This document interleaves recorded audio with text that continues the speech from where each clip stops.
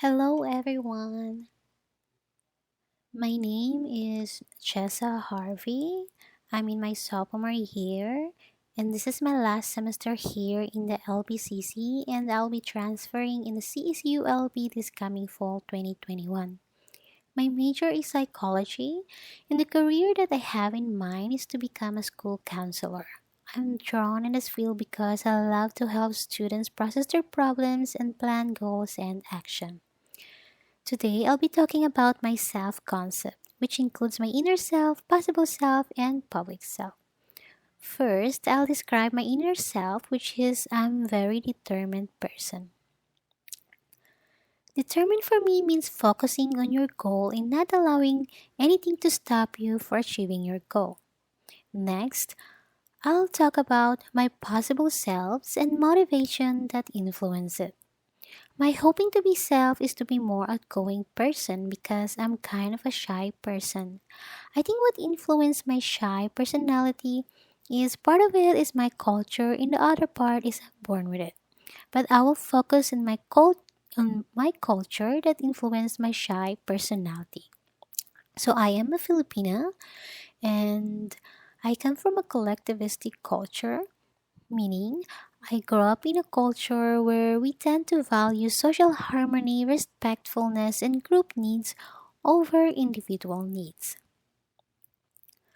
For example, I tend to be quiet and just listen to one of my group member opinion because I don't want her to be interrupted, or I tend to be shy speaking in front of the group. So, my culture shapes my shy personality and influences the manner I learn, live, and behave. But I really want to motivate myself to be more outgoing by being more friendly and sociable. Finally, I'll talk about my public self. Public self is an image presented to others in social interactions. My public selves are for spouse, for boss, for teachers, and for friends. So each public self that I'm in, I need to adjust myself and interact differently. In my daily life, I think I use the impression management strategy of self promotion because I rely mostly in my strong points such as my knowledge or my experience, whether on the job or at school. I believe this ties the five factor model, which is the ocean. O means openness, C for conscientiousness, E for extroversion, A for agreeableness, and N for neuroticism. I probably score high on conscientiousness because I'm very hardworking, thoughtful, and a goal driven person. In addition, in my day to day life, I'm a very quiet person because I'm afraid of being judged or rejected by somebody once I open up myself. That's why I put my guard up. I think it has to do with my abandonment issue with my father, which affected me growing up. I believe that's the reason why I'm not comfortable opening up right away.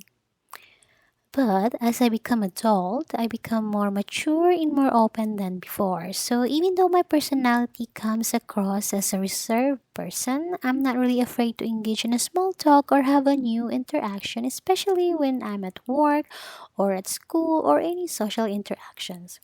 To conclude everything that I talk about, self-concept, which include my inner self, which is determined, my passable self, which is outgoing, and my public self.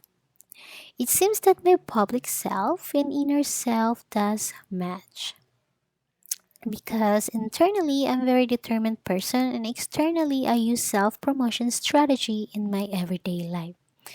And it is important to me that it matches because I can use it at work or school and it helps me to accomplish my goals. And that's it. Thank you so much for listening and I hope you like my presentation. Bye bye.